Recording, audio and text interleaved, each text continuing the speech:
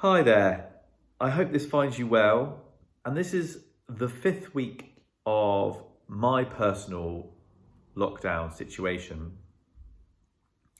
And I hope whatever is happening in your life, that you're coping physically, spiritually, and mentally well. I really do hope that you're spending this time in a positive and upbeat way.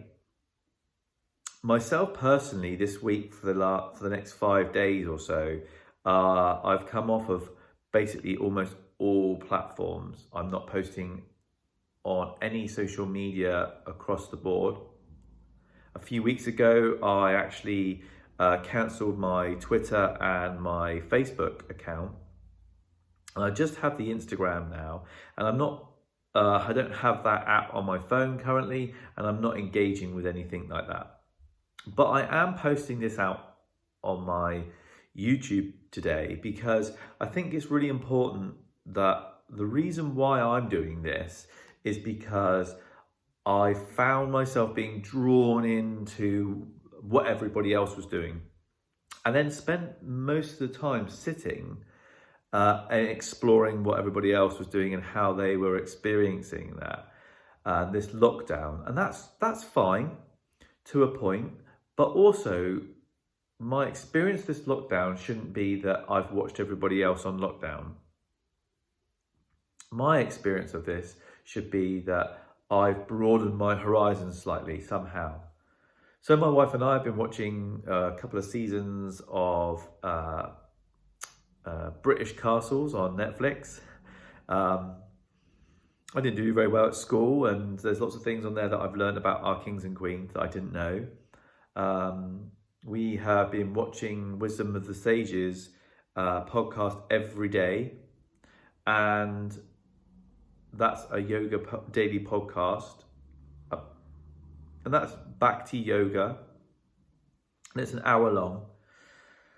Previous to this little break that I'm having on social media, which also means I'm not doing any yoga on Zoom or anything like that, which was what we were doing. We were getting up every morning and doing our yoga practice. But I'm also helping my sister who works in intensive care, and I'm helping her with one of her sons, and I'm taking him to school for her and picking him up from school so that she can continue to do her hours and be in the place that she needs to be right now,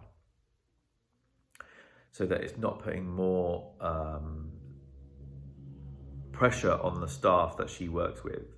So we're helping with that, and we really found that we've found our little routine.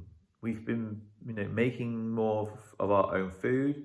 In the 5 weeks we've bought food from one place, a local place near us here in Southbourne in Bournemouth. We went for a walk, and it was a little bit longer than we anticipated, and we were really hungry, and it was open and they were doing falafels and stuff, and so we bought some falafels.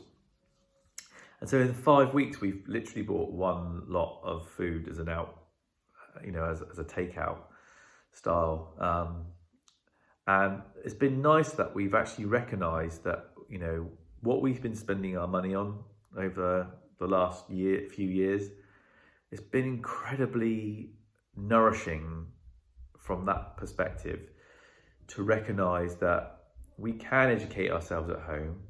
We've been reading different books, we've been watching documentaries, we've been watching podcasts that are informative about our spiritual practice, we've been doing our yoga, we've been laughing and joking, and we've been taking the dog for a walk and exploring our own community. And there's a lot to take in from this, and I just wanted to give you, as we're coming towards this end of this next 3-week period, I really want to emphasize that I know that it's financially hard, I know it's restricting, and I know it's frustrating, but the only permanent thing in the world, in our lives, is impermanence. So this is not going to last forever. And I hope that you can spend this time, not wisely, that's not the right word. I hope you spend this time when you can reflect on you and you can nourish yourself, however that looks. So nourish yourself, enjoy the time. We won't get this back. This won't happen again to us. And please look after yourselves. Take good care. And I'm sending all my love.